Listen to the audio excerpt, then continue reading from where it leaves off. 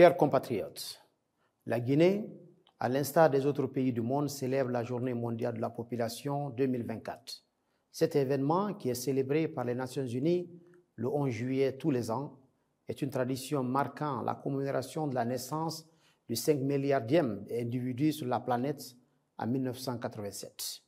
Cette journée est une occasion précieuse pour nous rappeler l'importance cruciale de la population dans notre quête de développement durable, d'équité sociale et de prospérité économique. Cette année, l'Organisation internationale du système des Nations Unies a décidé de célébrer cette date historique sous le thème « Tirer parti du pouvoir des données inclusives pour un avenir résilient et équitable pour tous ». Ce thème est en conformité avec les priorités de notre gouvernement, qui a fait du 4e recensement général de la population et de l'habitation le premier des 10 points de la transition. Ce recensement permettra à la Guinée de disposer des données actualisées et fiables. Cette journée offre au pays, aux sociétés et aux décideurs politiques l'occasion non seulement de célébrer les améliorations en matière de collecte et d'analyse d'informations, mais aussi de poser les bonnes questions, de collecter les données sûres pour tous et d'inclure tout le monde.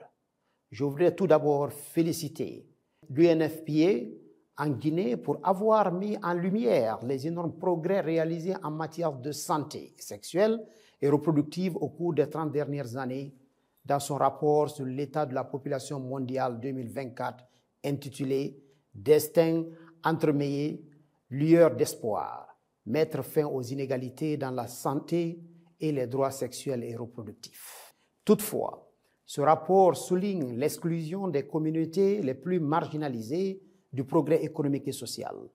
En fait, les inégalités en matière d'accès aux soins de santé se creusent, tant au sein qu'entre les pays.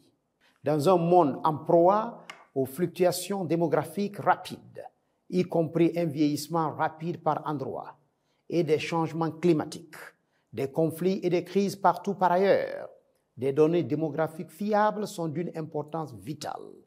Ces données doivent être utilisées pour répondre aux besoins des personnes qui ont été laissées pour compte.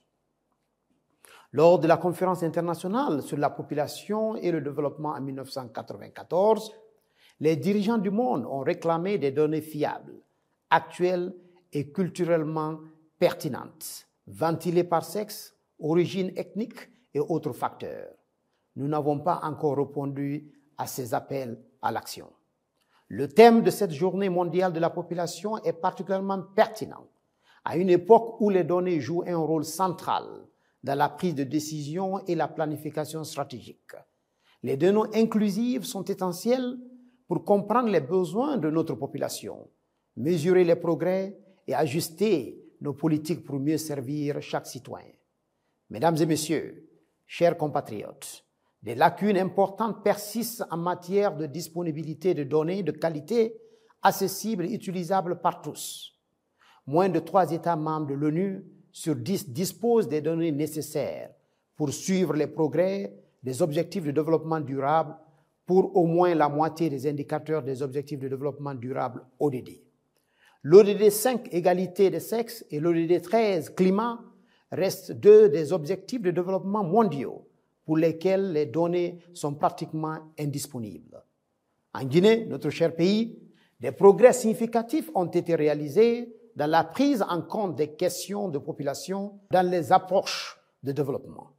Cependant, nous devons continuer à aider les données à traduire notre quotidien par l'amélioration de notre visibilité dans tous les compartiments de nos actions, car tout ce qui est vu peut être compté. Mesdames et messieurs, à cet égard, la République de Guinée tient à remercier le système des Nations Unies à travers le Fonds des Nations Unies pour la population, l'UNFPA.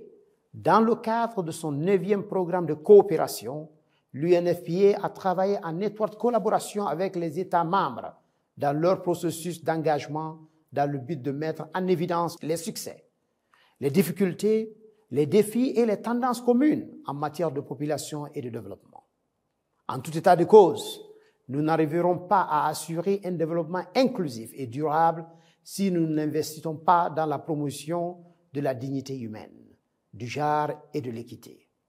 Nous ne réussirons pas à planifier et à construire des villes durables et nous ne renforcerons pas les liens ville-campagne. La dynamique démographique et les structures des ménages ainsi que les modes de vie nous y obligent. Mesdames et messieurs, à cette journée mondiale de la population, je lance un appel à tous, au secteur privé, à la société civile, à chaque citoyen. Engageons-nous à utiliser le pouvoir des données inclusives pour construire un avenir résilient et équitable pour tous. Investissons dans les systèmes de données robustes et inclusifs qui nous permettent de suivre nos progrès et de répondre efficacement aux besoins de notre population. Les données inclusives ne sont pas seulement des chiffres, elles représentent des voix et des réalités de chaque citoyen. Utilisons ces données pour guider nos actions et pour garantir que notre développement est vraiment inclusif et durable. Ensemble, nous pouvons transformer les données en actions concrètes pour un avenir meilleur. Chers compatriotes, mesdames et messieurs, je ne saurais terminer cette intervention sans remercier Son Excellence, Monsieur le Président de la République, chef de l'État, chef suprême des armées, le général de corps d'armée Mamadi Doumbouya et son Premier ministre, chef de gouvernement, Monsieur Amadou Riba, pour leurs efforts inlassables en faveur du développement humain, durable et inclusif de la Guinée. Vive la Journée mondiale de la population, vive la coopération internationale. Je vous remercie.